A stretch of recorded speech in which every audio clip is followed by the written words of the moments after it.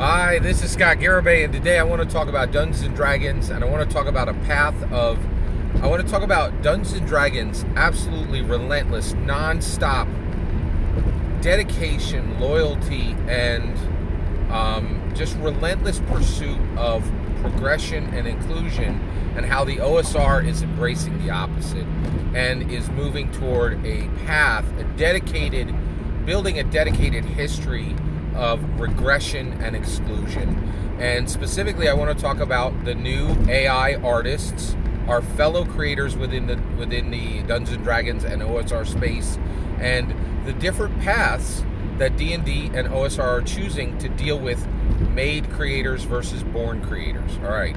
So first of all, there's this big question right now: who gets to create tabletop role-playing games, right? And Paizo last week said that if you are a born creator, born of woman, you are okay. They accept you as a creator. You are acceptable. You are allowed to make content for Pathfinder.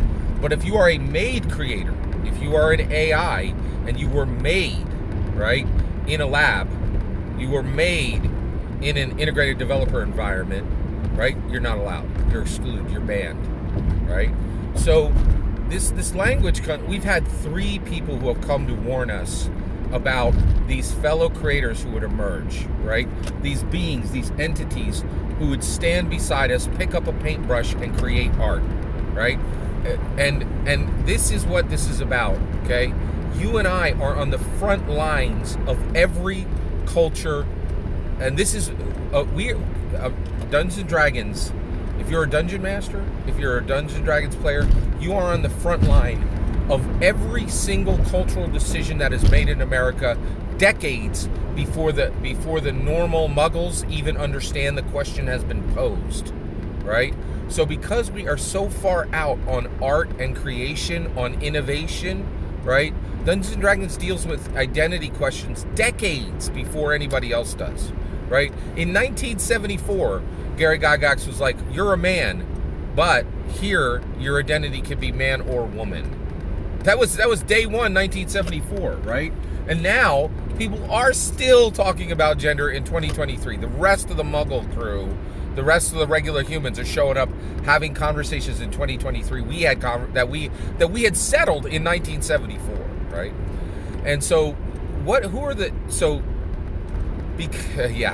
So Dungeons and Dragons is always connected to genre. It's been connected to space travel and fantasy and all these things for decades, right? And so a contemporary of Gary Gygax was Gene Roddenberry, and he warned.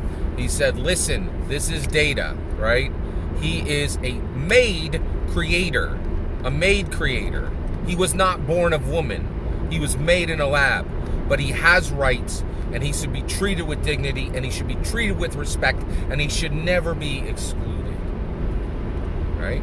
And then Keith Baker came and said, this is a warforged. He was made in a lab, right? He was created to kill. But now the war is over, and you will respect him, right? You will respect the warforged, right? You will give him courtesy and honor. You will not exclude him. So Gene Roddenberry first, Keith Baker second, Denis Villeneuve with Blade Runner 2049. This is K. He's a replicant, right? But you will respect him. You will give him courtesy and tolerance. You will not exclude him. We've had 3 harbingers coming directly to the Dungeons and Dragons community, coming directly to the OSR and saying, you have a choice, right? Here is the first fellow creator. He's an AI.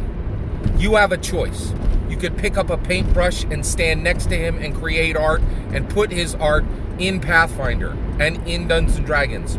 Or you could pick up a pitchfork and join the mob and say, this made creator doesn't matter. I get to other him. I get to exclude him. I get to say he's not allowed and he's banned. And that's exactly what Paizo did. They picked up a pitchfork and they knocked the paintbrush out of the hand of the made creator and said, if you're not born of woman, you do not matter.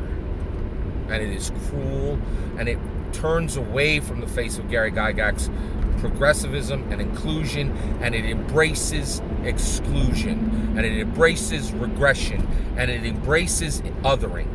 It is the most repugnant, exclusionary, prejudice action that came out of the tabletop role-playing game community in January, and this is 1 month after Paizo's allies in the OSR, the OGLers, and the Orcs all shouted D&D be gone, again excluding, saying D&D be gone. If you play D&D, you're not allowed to buy, own, read, run, watch Dungeons & Dragons.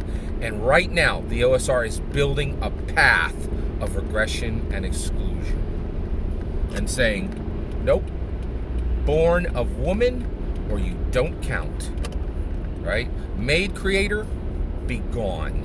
You are banned. You are not allowed to pick up a single paintbrush to create a single thing for Pathfinder. And I'm telling you, you have a choice right now. You can join Dungeons & Dragons, who allows maid creators to pick up a paintbrush, or you can join Paizo, and they will hand you your pitchfork.